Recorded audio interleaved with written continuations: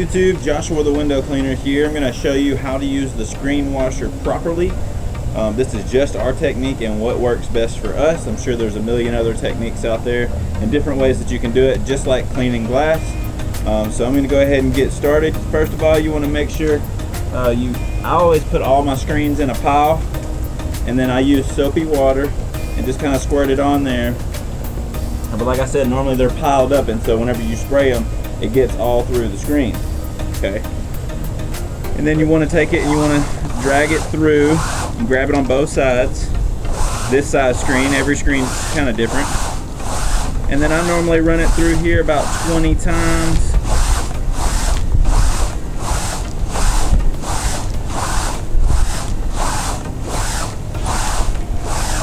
So one thing I did notice is that if you don't try to keep it in the middle of the brushes, then it leaves streaks on the screen. If you push too far in that way, it leaves streaks. You push too far this way, it leaves streaks. So you want to try to keep it in the middle, keep it centered whenever you're washing it. And then another big thing too is you want to make sure that this is pushed in enough to where it's scrubbing it good.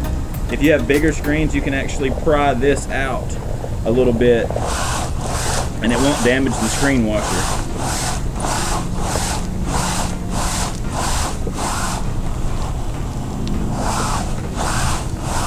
Okay, so now I got all the soap off. Now you want to gently tap it on the ground, and what this does is the vibration on the screen causes all the water to kind of just shake off. So you can see there's not much water on there anymore. Take a microfiber towel and you just kind of softly tap the screen. Again, that vibration makes all the water come off the screen. And if you're an experienced window cleaner, you already know all this. This is mainly for the beginners out there that are just starting their business. I want to help you grow your business quickly, especially during this pandemic. I'm sure that there's people who have lost their jobs and they're looking for alternative routes of income. Screen cleaning is a good form of income, along with window cleaning. In Southern California, we have screens on just about every window, so you got to get a screen washer to do the job right.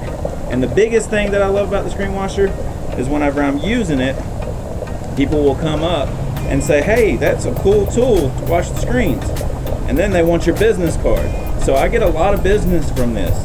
It's not just good with washing screens, it's also good with clients. They think it's a really cool tool.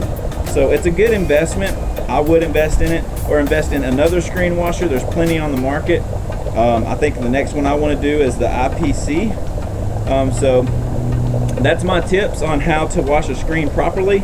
And then you want to go and you want to set it up against a fence, or sometimes you can do the garage door. You just have to be real careful that the client doesn't open the garage door.